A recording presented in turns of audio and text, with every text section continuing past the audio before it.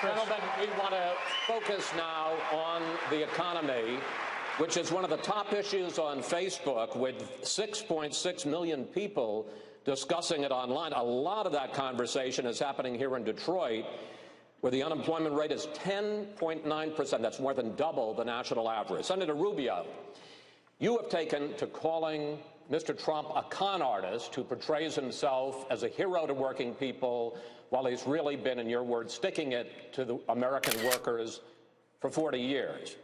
But he has built a big company that employs thousands of people. Question, how many jobs have you created? Well, first of all, government doesn't... First of all, Chris, my point is exactly right. He has spent a career of convincing Americans that he's something that he's not in exchange for their money. Now he's trying to do the same in exchange for their country. This is a fact. He talks about these great businesses that he's built. He inherited over $100 million. Wrong. With that money, he lost more money than he's wrong. Mr. Trump, he talks about how he wants to create jobs in America. He can start tonight by announcing that all the Donald J. Trump clothing will no longer be made in China and in Mexico, but will be made here in the United States. And on the issue of job creation, I find this interesting. The private sector creates jobs. The jobs of those of us in public service are to put in place policies that allow the economy to grow. That's the problem with the Democratic Party. They think government is what creates jobs. Government does not create jobs. Now, the way you create jobs is you make America the easiest and the best place in the world to start a business or to expand an existing business. If you go on my website, marcorubio.com, you will see a real plan to fix our taxes, to roll back regulations, to repeal and replace Obamacare, not just lines around the states. Serious policies and proposals.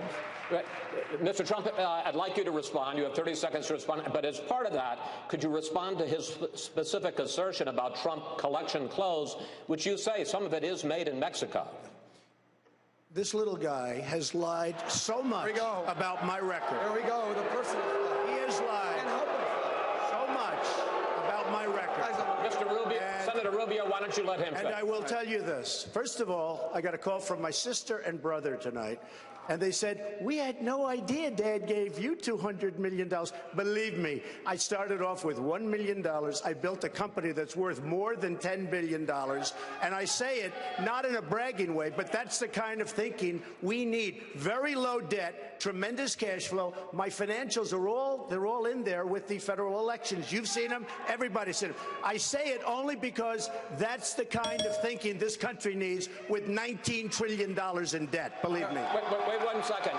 Specifically and quickly on the question, will you promise that you will, and how soon will you move your clothing collection to clothes that are made in China and Mexico? They devalue their currencies. I will do that. And by the way, I have been doing it more and more. But they devalue their currencies, in particular China. Mexico is doing a big number now also. Japan is unbelievable what they're doing. They devalue their currencies, and they make it impossible for clothing makers in this country to do clothing in this country. And if you look at what's happened on 7th Avenue, and you look at what's happened in New York with the garment industry, so much of the clothing now comes out from Vietnam, China, and other places. And it's all because of devaluation. By the way, the Trans-Pacific, if you look at the TPP, a total disaster, which, by the way, Marco is in favor of. It is a disaster for our country. It's trying to be approved by various people, including President Obama. And I'll tell you something, the biggest problem with that is they don't take into concurrence the devaluation. Thank you. Thank you, Mr. Trump. Senator Rubio. And they're killing. Senator Rubio. The answer is he's not going to do it. And you know why? Because there are plenty of clothing makers in America. If you go on my website, marcorubio.com, everything we have on there is made in America. The reason why he makes it in China or in Mexico is because he can make more money on it. That's why he's doing it. And the second point, you see what happens again when you challenge him on a policy issue? You ask him about the economy, and the first thing he does is launch an attack about some little guy thing. Because he doesn't have answers, and he's asking us to make him the president of the United States of America. I know this is not a game. I know what's happening in the economy. You don't know it. Well, then answer the economy. You haven't employed in your life one person. But he doesn't answer I've employed tens of thousands of people. You've bankrupted four companies. You haven't employed one person. You ever heard of Trump steaks? You ever heard of Trump? You know what? You know what? Take a look at Trump steaks. He's ruined. By the way, that's the other thing. Trump steaks is gone. You've ruined these. Mitt Romney came up with things that were false. Totally false. And now, the funny thing is, he didn't talk about the hundreds of really successful jobs, the buildings all over the world that are made of fortune. He doesn't even and a lot of one of those buildings. He doesn't talk about that. I have a policy question for you, sir. Let's see if he answers it. I will. Don't worry about it, Marco.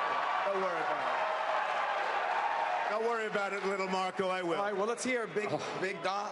Donald. Don't worry about it, don't worry about it, little Marco. Gentlemen, gentlemen. You ought to show up. Gentlemen, you got to do better than this. This guy has the number one. Mr. Trump, may I ask you, Mr. Trump, I'd like to ask you a policy question. Your proposed tax cut. That's why the people in Florida do not like him. Mr. Trump, your proposed tax cut would add $10 trillion to the nation's debt over 10 years, even if the economy grows the way that you say it will. You insist that you could make up for a good deal of that, you say, by cutting waste, fraud, and abuse. Correct. Like what? And please be specific. Department of Education, we're cutting Common Core, we're getting rid of Common Core, we're bringing education locally. Department of Environmental Protection, we are going to get rid of it in almost every form. We're going to have little tidbits left, but we're going to take a tremendous amount out.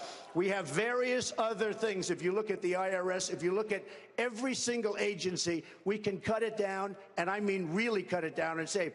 The waste, fraud, and abuse is massive. Larry Kudlow, great guy, everybody respects him, said my plan for taxes and tax cutting is the best by far of everybody. But Mr. Trump, your numbers don't add up. Please put up full screen number 4.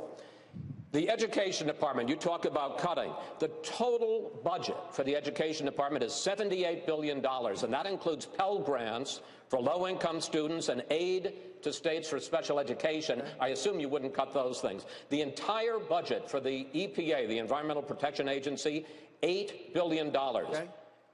The deficit this year is $544 billion. That's more than $500 billion. Your numbers don't add up, sir. Let me explain something. Because of the fact that the pharmaceutical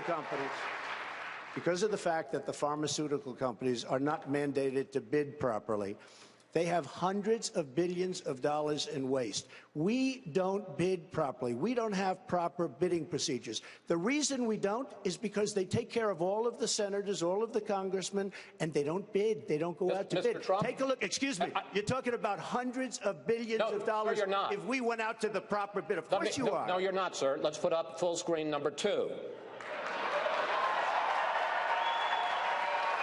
You say that Medicare could save $300 billion a year negotiating lower drug prices, but Medicare total only spends $78 billion a year on drugs. Sir, that's the facts. You're talking about saving more money on Medicare. I'm saying saving through negotiation throughout the economy, you'll save $300 billion a year. Deficit. And that's a huge, of course it is. We're going to buy things for less money. Of course it is. That works out. The only money that we buy, the only drugs that we pay for is through Medicare. I'm not only talking about drugs, I'm talking about other things. We'll save more than $300 billion a year if we properly negotiate. We don't do that. We don't negotiate. We don't negotiate anything. Can I? No, I promise I'll get to you in a moment, sir. Senator Cruz, one of the centerpieces of your campaign, in fact, you mentioned it again tonight, is that you will abolish the IRS. Question, though, who will collect the taxes that you're still calling for? Who will oversee to make sure that people pay the taxes that they rightfully owe? And who will check on the various tax deductions and tax credits that you still want?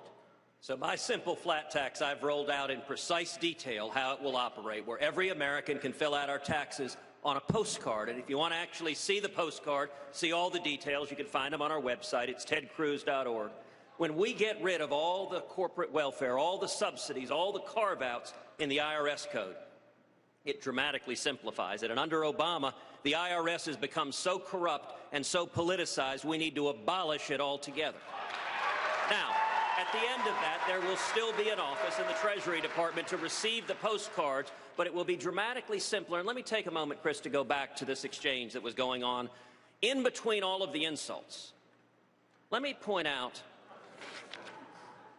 the specificity that was lacking. It's very easy to say, let's cut waste, fraud, and abuse. I've rolled out a detailed plan to cut $500 billion in federal spending, specifying exactly what I would cut. It's easy to say it, but one of the great disconnects of all the people, all of the voters, I understand the folks who are supporting Donald right now. You're angry. You're angry at Washington, and he uses angry rhetoric.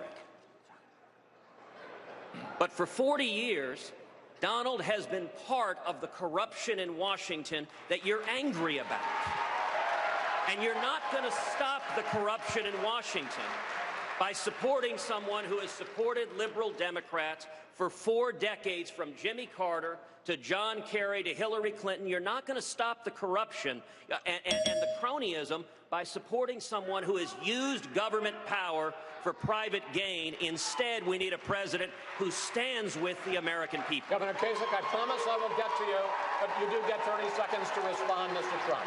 Well, all of a sudden, I hear for 40 years I've been involved in Washington. I have been supporting people for many years. And these people have been politicians, and they've been on both sides, Democrats, Republicans, liberals, conservatives. I've supported everybody, because until recently, I wasn't a politician, and I hope maybe you don't all consider me a politician right now. I hate the term politician, but I've been supporting politicians. A recent article somewhere said Donald Trump is a world-class businessman who goes out and he does get along with everybody. I've supported Democrats and I've supported Republicans, and as a businessman, I owed that to my company, to my family, to my workers, to everybody, to get along. Part of the problem we have in Washington, Chris, is it's total gridlock. Nobody gets along. We need people to get along. We need to be able to get things done. Governor Kasich.